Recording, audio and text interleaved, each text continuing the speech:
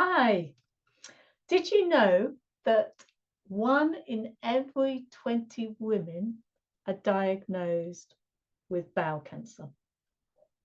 My name's Alison Marsden, and I'm going to talk to you for about 10 minutes on how you can optimize your bowels using the hidden power of the moon. Because changing our habits is quite difficult in this fast-paced lifestyle that we all have. So I'm going to give you 10 top tips of what you could do. Just going over the moon then. So the moon, we all know, has a monthly pattern, but it also has a daily pattern. And within each 24-hour period, each organ has a peak of 2 hours, and then it drops 12 hours later. It has a lull for 2 hours. And that rhythm is all dictated by the moon, just like the moon dictates the tide.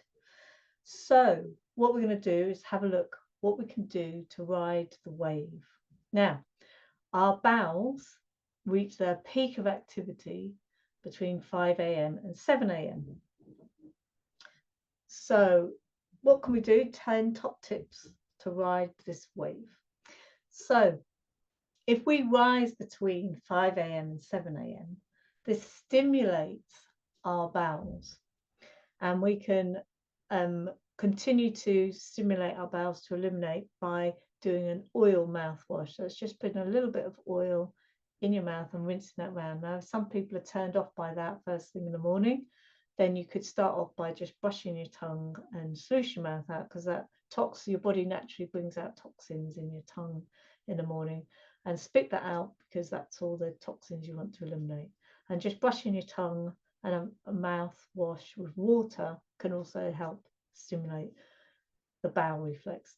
Oil is most effective because the oil, your body will taste the oil, and your liver needs to produce bile to absorb the oil. So the liver starts secreting bile into your gut, and that ignites the whole elimination reflex as well. 2, lemon juice or grapefruit. Lemon juice is really good because it's negatively charged, so it draws debris from the lining of your gut. So I advocate a small amount of lemon juice, like half a lemon, and then some water, and down that in one, because you don't want to sip it, because the lemon starts dissolving your teeth. So down that in one, a little bit of ginger to keep you warm at this time of year. That's a really good start for your bowels. If you don't want to have citrus fruits, then I suggest stewed apple. 1 cooking apple with an eating apple. And if you want, you could put a little bit of oil with that, just take the tartness off. And the pectin in the apples, again, stimulates the liver to ignite the reflex. It stimulates the bile to be released, and that ignites the bowel reflex. Food combining. Number 4, food combining. Now, what is food combining? So it means that in one meal, you're choosing whether to have a protein meal or carbohydrate meal. So for example, chicken curry with rice. I say, have just the chicken and the vegetables, don't have the rice with it, or have vegetable curry with rice. As a stepping stone, you might want to grate something white with it and put that on the plate to represent your rice. So visually it looks the same, and that can be a stepping stone. So food combining, why is that really good to do, you wonder? That's because your body produces 2 different enzymes. It produces one enzyme to do the protein, another enzyme to do the carbohydrate, and they require different pH levels to work. So if you're eating the 2 together, then your enzymes don't work so effectively. So it takes longer for it to leave the stomach. So for example, if you just had a protein meal, that takes 3 hours to leave your stomach. If you just had carbohydrate meal, that takes 2 hours to leave your stomach. If you combine the two, it takes 6 hours. So you might be wondering, yeah, but I want to reduce my blood sugar levels and things like that. Well, you can do that with a timing thing. So you can have your carbohydrates later on in the day, and so it doesn't spike your blood sugar levels. If you have protein at lunchtime, it keeps your blood sugar levels stable. Okay, so we're coming number 5, reduce constipation.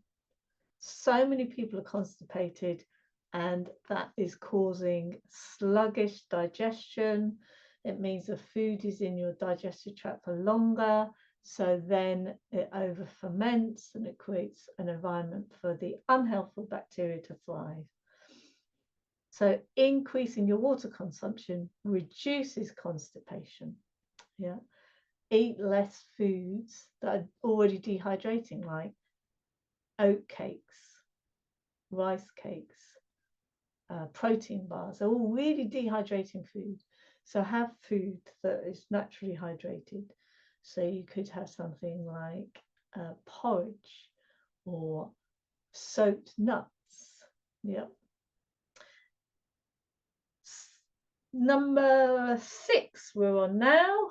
Reduce snacking between meals. So this is a really tricky one. So why do it? Well, if we have periods of not eating, our body then cleanses the gut lining. So if we're constantly eating, it doesn't get a chance to wipe down the surface of your gut lining, and that creates all this debris and the unhealthful bacteria to thrive. So number 7 is a top tip, how to reduce snacks between meals. So as a stepping stone, you could use sauerkraut. So sauerkraut is low GI, and it cleanses the gut lining. And it creates an environment for the good bacteria. So you could have soaked nuts with sauerkraut as a snack between meals. And that helps you get used to not increasing your blood sugar levels. And over time, that can be substituted with just water, because often we're hungry for water, not food. Number 8 we're on now. Cleanse your bowels in the autumn. So the moon cycle has a yearly cycle. And in the autumn, it's at its natural peak of cleansing the gut lining. So just like the leaves of the trees fall in the autumn, then it's the same thing with the lining of our gut. It cleanses that. So you can focus on cleansing your gut during the autumn months. Number 9, stop eating after 7 p.m. Oh my goodness, that's really hard for some people. What I'm saying is, if you could bring your food a little bit earlier, then you might find that your sleeping improves, your digestion improves, because our body closes down its digestive system in the evening. So if you're eating quite late, it's a burden to your body, and you're not optimizing your digestive system, so that everything's really sluggish. And again, if we've got a slow digestive system, the food's in us for longer and over ferments, and that creates an environment for the unhelpful bacteria to thrive. So if we stop eating after 7 p.m, if you find that really difficult, you could say, right, I'm just going to have some stewed fruit just to tide me over as a stepping stone. And number 10, my top tip for number 10 is, if you had to do just one of those things as a single step, the easiest step, I would say food combine your evening meal. Yeah. So if you are eating after 7 o'clock, you then say, well, I'm going to food combine it. Yeah.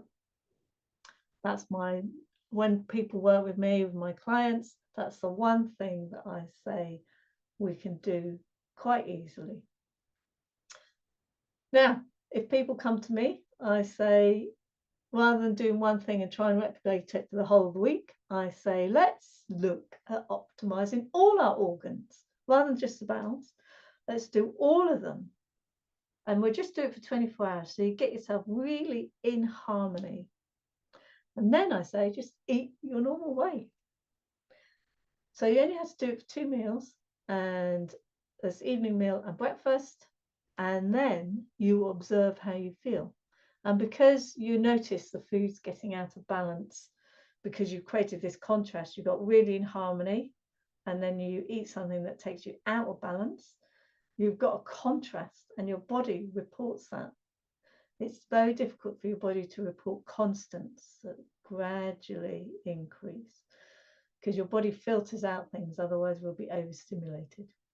So I say, and this is what I promote in my book, and here it is, the jigsaw method, that we are actually just harmonizing our body for 24 hours.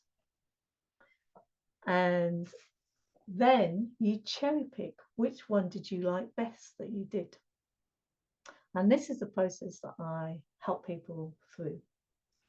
Now, I have a free 20-minute consultation that I offer people if they have any questions. But I'm also starting my first online book support course this Tuesday, 7:30 to 8:15 online. And we're going through the process of the book that it guides you through, and we're doing it once a month for 4 months. So if you'd like to find out a bit more about that, then my website is integratinghealth.com. My name's Alison Marsden, helping women get relief from pain without medication or surgery for over 25 years. Thanks for listening.